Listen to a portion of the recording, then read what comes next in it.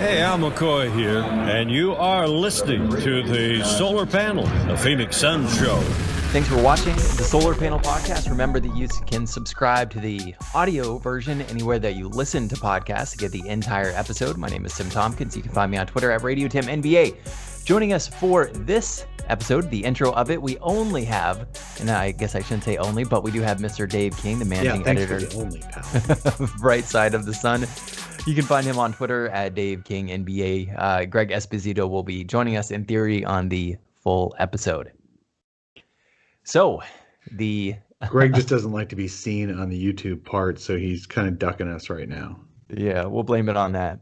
All-Star voting. The first round of ballots is in, and Devin Booker did make the top 10. Rounding it off, you have Curry up there with 793,000 votes. Did he make top 10 overall, or did he make top 10 of wings in the West? Guards in the West. Top 10 of guards in the West. Right. That's who he's competing against, though.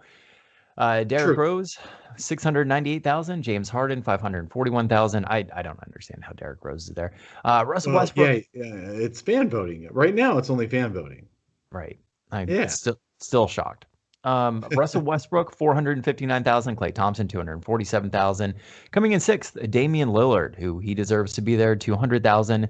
DeMar DeRozan, seventh, 197,000. Lonzo Ball, 175,000. And Devin Booker coming in ninth with 111,000, beating out Chris Paul at number 10 with 101,000. It should be noted, though, that last year at the same time, Devin Booker had 91,562 votes. So we are seeing a 20,000 vote improvement. 20%. Mm-hmm. Boom. Yeah, it's look, fan voting, especially the way they can vote now on social media, you don't even have to watch teams. You only have to just be somewhere, social, Instagram, whatever it is, and do those votes. I mean, you look at these leaders, and they're basically the guys who've been on playoff games on television for years, and Devin Booker is not. Or it's the LA market. That's why Alonzo Ball goes ahead of Devin Booker. So I just think it's overall, it's literally the fan vote. So at this point, the fan vote counts 50% toward the total who can be picked for the All-Star game. Then the other 50 is media and players. And then the captains pick who they want to actually play from those top guys. So, like, for example, Luka Doncic. I know I don't like bringing up Luka Doncic. I wasn't going to bring him up. I was simply not because going to I hear him anyway, because Tim always brings him up. The other podcast, do it. Phoenix Suns, always bring him up. So I'll just go ahead and do it. Luka Doncic already has almost 700,000 votes, because that's international, and he's got a lot of fans. I mean, come on, the NBA last night shared a simple three-pointer that they called his step-back three-pointer early in a game in which Dallas was down 20 at the time, and it really wasn't even one of his little famous 3-foot jump-back step-back threes. It was just a simple, he was moving to his left and he launched it, and they called it a step-back. So they know who is following Luka Doncic, partially because of how beautiful he is, which the Suns are getting a little bit of a boost with Kelly Oubre now on the team. Who I've taken to affectionately calling the Kingslayer because he only has one hand. He only plays on his left hand. He has no ability to use that right. So for Game of Thrones fans, you know what I'm talking about. But anyway, Luka Doncic is beautiful on some levels. Luka Doncic is also a fun-looking NBA player and has international following. So, yeah, so he's going to be one of the leading vote getters for the All-Star game. But even his own teammate, Dirk Nowitzki, says, well, I don't think I'd rank him ahead of Kevin Durant and all those other guys, but he certainly is really fun to watch, and he's got a great future and blah, blah, blah, blah, blah. But the fact that Kyle Kuzma has almost twice as many votes as Devin Booker does, Kyle Kuzma being obviously an LA Laker, that's because of market. And that's what you're going to get. You're going to get playoff stars, you're going to get world champions, and you're going to get market share. Guys. So what my takeaway was from this, though, is Devin Booker is the only player that is in that top 10 that is not on a playoff team. And not only is he not on a playoff team, he is on the worst team in the West. So it actually And bodes that's pretty partially well. because he's beautiful. So, fans do like looking at Devin Booker on their little social feeds too. So this is part of this is a beauty contest. My fiance thinks he's hot. Yeah. And I can't even get mad because I'm like, well, at least she likes Devin Booker. Right. Exactly. And no, even my ex, she thought Devin Booker was at least somebody she'd like to watch if I had a Suns game on. So that was the extent of her basketball fandom. Right. Yeah, I mean, so I don't know. I don't think that the Suns social media has done a great job of promoting Devin Booker for the All-Star game yet. Maybe I could have missed a couple of posts, but I don't think that they've done a great job advocating for their guy. One thing I do want to point out, and I'm not even sure if you saw this, Dave, because you might have been at the game the other night, but the Phoenix Suns going hard with their in-game interviews for the arena renovations, and it comes across as a bit tacky. Oh yeah, I haven't seen any of that. I really haven't, because being at the games, obviously I don't see the TV feed, but with that, there hasn't been any of that shared. So tell me more about this. Lindsey Smith interviewing different people talking about the arena renovations, why it's important for the city. You've obviously seen the posts that the Suns have done on their Instagram feeds and different things talking about the arena renovations. And I understand their point in advocating for it, but there was a point in which Lindsey Smith was interviewing, and I don't know who, the guy's name, talking about the need for arena renovations, and the Suns were down 20. And Yeah. it was just like, Well, I get it. Yeah, obviously these pieces are produced and planned and scheduled and all that way before the game starts, and Right. and you don't change your production schedule based on the current game score. I get that, but I know what you're saying. This is the worst team in the NBA, but it's not a popularity contest. The best teams in the NBA don't get the most renovation money. I mean, the reality is, and I know I got made fun of a little bit on social by one of my friends for being a spokesman, and I really hate that because I am not a Suns spokesman, as you guys should probably have been able to figure out by now. But I mean, arena renovations are just part of the deal. The city owns the arena. The city has to keep the arena up. That is part of the deal. And they haven't been doing that, and they've been redirecting the money towards other necessary things. Absolutely, I totally get it. When you have a tight budget, you have to spend your money where you best can, and sometimes it doesn't go where it was originally supposed to. But there's money that was supposed to go to the arena and hasn't yet. And when the city owns the arena, then you do need to eventually get that stuff worked out. Yeah. So Brightside Night is coming up this week. It's something you put together, Dave, something we've advocated for on the show. So what's up? All right. So the first year we did this 4 years ago, we had a great idea that we really ought to build a new Suns fan base, and I wanted to focus on kids who don't get a chance to go to games. So it's undeserving or underprivileged, very deserving kids. It's undeserving. Damn it. All right. Don't edit this out, but I'm going to just pretend that we edited that out, and we're going to go 3, 2, 1. Okay. Brightside Night. We conceived of this 4 years ago. I have a lot of folks who follow us on the website and on Twitter and all that, and really love just the franchise of the Phoenix Suns and really want there to be a new fan base every generation. So we decided to focus on underprivileged, very deserving kids to be able to go see their first NBA game. I know my kids, when they first went to their first NBA game, just absolutely loved it. One of my daughter's boyfriends went to his first last week, and he's not underprivileged in any way, but it's a really, really fun experience to go. So I thought, why not have my own readers, my own followers actually donate tickets to have kids go to games, because most of our followers are out of state and other ones are just too busy with their lives to be able to go to games anyway. So 4 years ago, we got enough donations to send 800 kids to a game, and I thought that was incredible. I thought that was really awesome. The year after that, it got up to 1,200.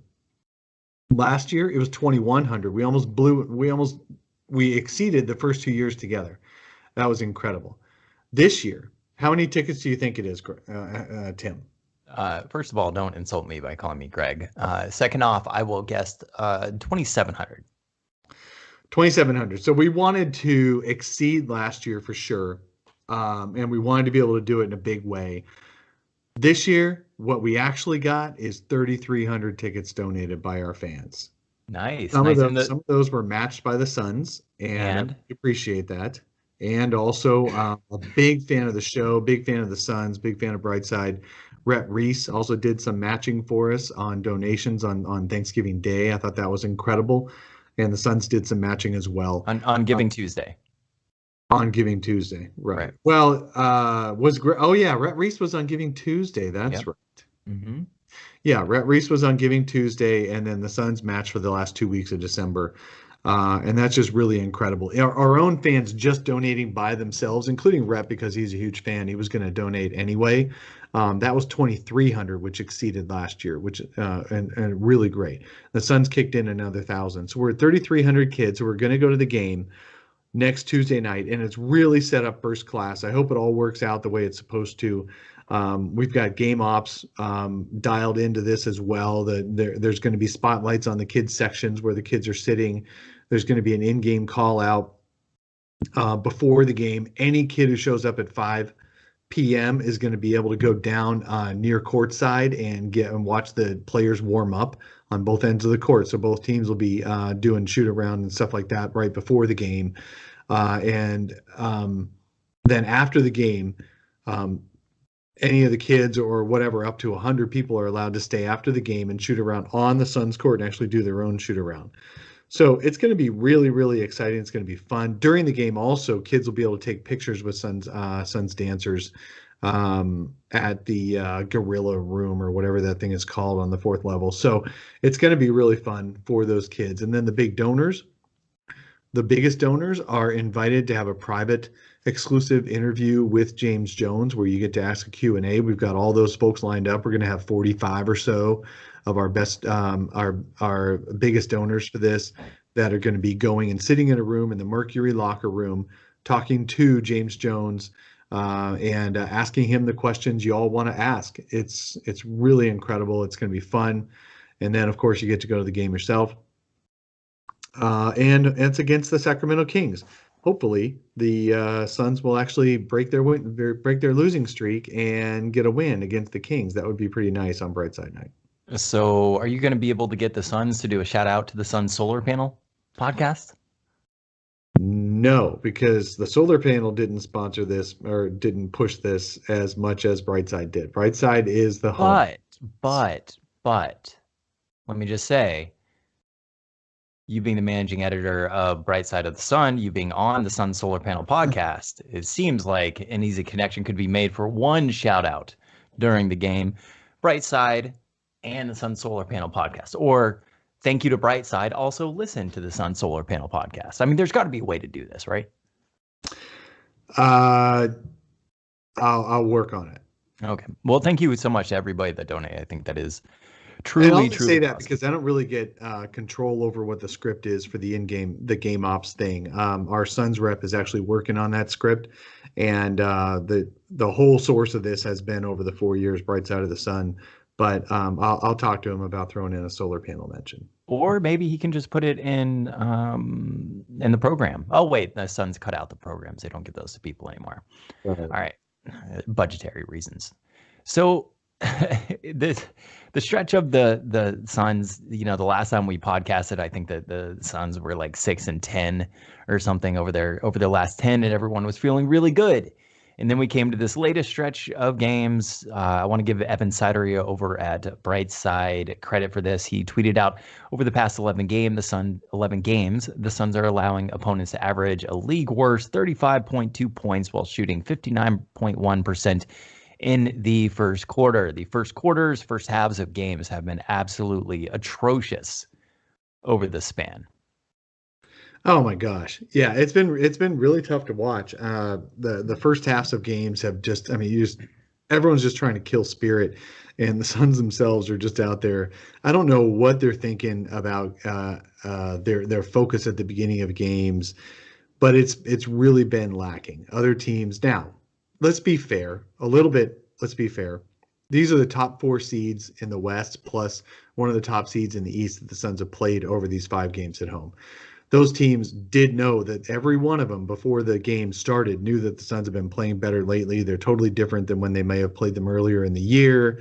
They're young, they're playing with energy. And so while for the last few years the Suns have been seen as an easy mark, each of the coaches coming in before these last 5 games has said the same thing, that they're expecting better from the Suns because the Suns have been playing better. So that means their team is going to play harder to kick off the game, and the Suns at the same time have decided that they don't know what the heck they're doing again. So I don't know what's causing these first quarter sleepwalking sessions that we've been seeing.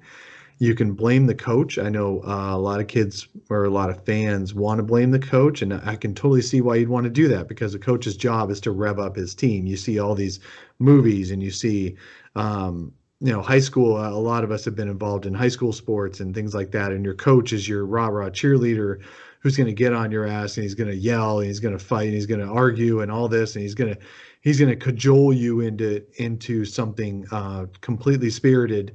When you get out on the court, you see that's what you're expecting.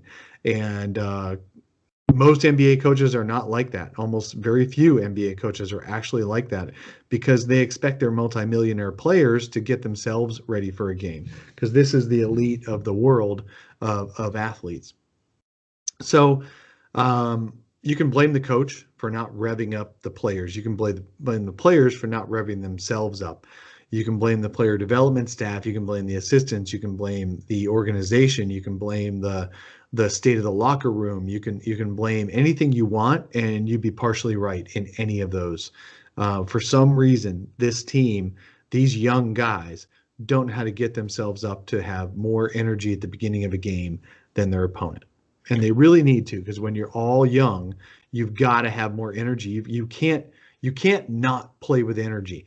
You can get outshot. You can get outplayed. You can play a team that's better than you and lose, but you cannot come with less energy than the other team. It's just not. It just doesn't make any sense to me. Or as a group of young guys who know that they're the underdog, that they don't come out trying to outwork the other team and out hustle the other team. Every loose ball was grabbed by the Clippers last night. There were even open rebound opportunities where 4 Suns were staring at the balls that bounced on the ground in between them, because everyone thought somebody else was going to go and get that ball. And when the Suns actually had a big run in the third quarter, for the third time in a week, now they got doubled up by the Nuggets a week ago.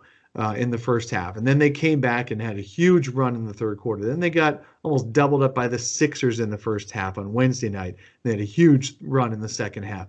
And then Friday night, they got doubled up by the freaking Clippers. And again, they had a huge second half run. And what sparked that second half run?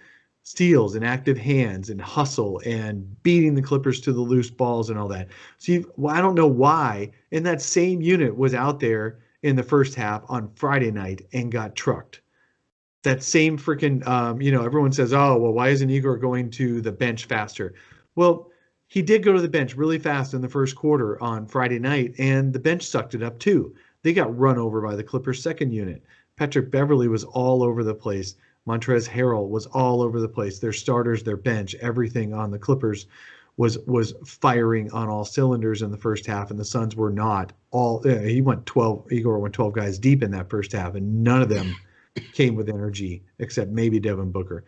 And then in the second half, finally, the guys started playing harder, and basically when they start playing reckless is when they're good. So I don't know what the answers are. I just know that the Suns are getting consistent proof that if they hustle their butts off, they can outscore the other team. But if they don't hustle their butts off, they cannot win on talent alone. Well, I mean, to your point, when it comes to Suns 5 guys staring at the rebound, but no one getting it, they also aren't running back in transition. So not only are they not grabbing the board, and there's a clear deficiency in rebounding with this team, but they also aren't getting back in transition. There was one play. Let me go through it. Devin Booker was getting double teamed aggressively. That means 2 defenders on Friday night were picking up Devin Booker at the half court and staying with him. Well, what does that really mean? What that means is the Suns have 4 other players with 3 defenders against them, and one of the players was not being defended by anybody because that defender was on Devin Booker. Booker was getting trapped at midcourt by those guys, and the Clippers have only the 22nd ranked defense on the season, or even over the last couple of weeks, they were 23rd ranked. They don't have a great defense, but they decided if we cut off the head of the snake, which is Devin Booker, nobody else is going to beat us. And the Suns proved them right on Friday night. Anyway, there was one play where Devin Booker got trapped at midcourt, and he picked up his dribble because Patrick Beverley and Montrezl Harrell were right there getting their hands in there. So he picked up his dribble, he had nowhere to go, and he got the ball stripped without a foul. Somehow they hit only the ball with all their motion, even though the picture I used on the recap showed a lot of contact, but no foul. Devin Booker got stripped. Both Clippers ran down to finish on the transition, and Devin Booker was the only Phoenix Sun who actually ran past midcourt to try to defend the transition scoring attempt by the Clippers. And he even forced Montrezl Harrell into a little bit of a miss. Not a single Sun was there to try to grab that loose ball rebound on that transition. So Patrick Beverley just easily got that and finished it. So yeah, there is a huge lack of hustle on these Suns for most of every game. Right. So their transition defense per 100 possessions, they're allowing 113.8 points. Yeah.